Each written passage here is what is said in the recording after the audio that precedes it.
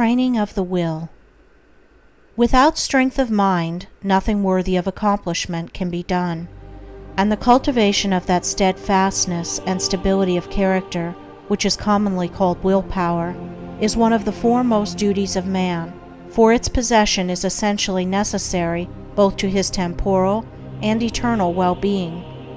Fixedness of purpose is at the root of all successful efforts, whether in things worldly or spiritual, and without it, man cannot be otherwise than wretched, and dependent upon others for that support which should be found within himself. The mystery which has been thrown around the subject of cultivation of the will, for those who advertise to sell occult advice on the matter for so many dollars, should be avoided and dispelled, for nothing could be further removed from secrecy and mystery than the practical methods by which alone strength of will can be developed. The true path of will cultivation is only to be found in the common everyday life of the individual, and so obvious and simple is it that the majority, looking for something complicated and mysterious, pass it by unnoticed. A little logical thought will soon convince a man that he cannot be both weak and strong at the same time, that he cannot develop a stronger will while remaining a slave to weak indulgences, and that therefore the direct and only way to that greater strength is to assail and conquer his weaknesses. All the means for that cultivation of the will are already at hand in the mind and life of the individual. They reside in the weak side of his character, by attacking and vanquishing which the necessary strength of will be developed. He who has succeeded in grasping this simple, preliminary truth will perceive that the whole science of will cultivation is embodied in the following 7 rules. 1. Break off bad habits. 2. Form good habits.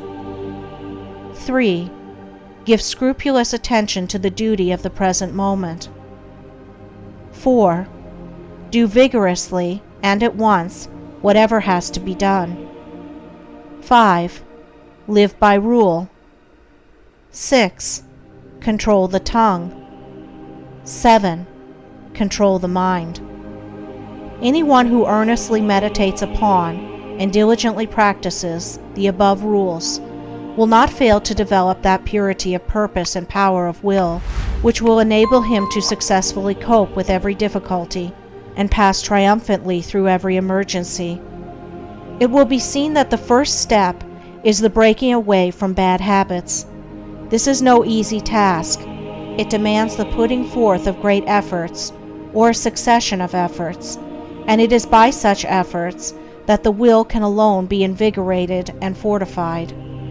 If one refuses to take the first step, he cannot increase in willpower, for by submitting to a bad habit, because of the immediate pleasure which it affords, one forfeits the right to rule over himself, and is so far a weak slave. He who thus avoids self-discipline, and looks about for some occult secrets for gaining willpower at the expenditure of little or no effort on his part, is deluding himself, and is weakening the willpower which he already possesses. The increased strength of will, which is gained by success in overcoming bad habits, enables one to initiate good habits. For while the conquering of a bad habit requires merely strength of purpose, the forming of a new one necessitates the intelligent direction of purpose. To do this, a man must be mentally active and energetic, and must keep a constant watch upon himself. As a man succeeds in perfecting himself in the second rule, it will not be very difficult for him to observe the third, that of giving scrupulous attention to the duty of the present moment. Thoroughness is a step in the development of the will which cannot be passed over. Slipshod work is an indication of weakness. Perfection should be aimed at, even in the smallest task, by not dividing the mind, but giving the whole attention to each separate task as it presents itself. Singleness of purpose and intense concentration of mind are gradually gained, 2 mental powers which give weight and worth of character and bring repose and joy to their possessor. The 4th rule: that of doing vigorously, and at once, whatever has to be done, is equally important. Idleness and a strong will cannot go together, and procrastination is a total barrier to the acquisition of purposeful action. Nothing should be put off until another time, not even for a few minutes. That which ought to be done now should be done now. This seems a little thing, but it is of far-reaching importance. It leads to strength, success, and peace. The man who is to manifest a cultivated will must also live by certain fixed rules.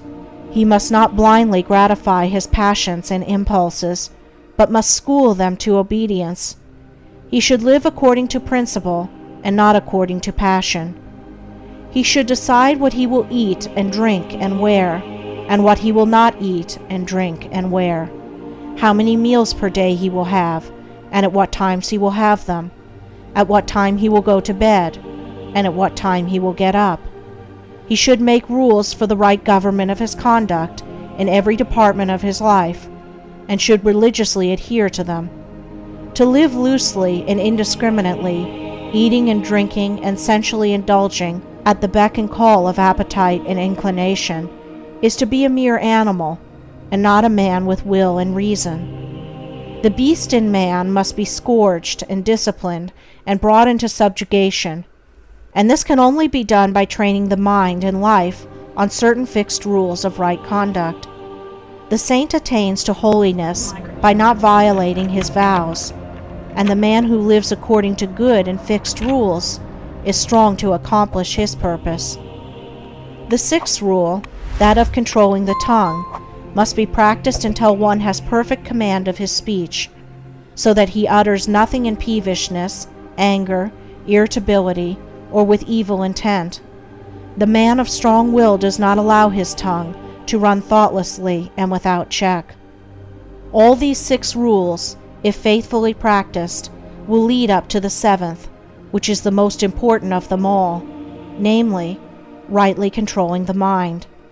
Self-control is the most essential thing in life, yet least understood, but he who patiently practices the rules herein laid down, bringing them into requisition in all his ways and undertakings, will learn, by his own experience and efforts, how to control and train his mind, and to earn thereby the supreme crown of manhood, the crown of a perfectly poised will. End of Chapter 4. Recording by Andrea Fiore.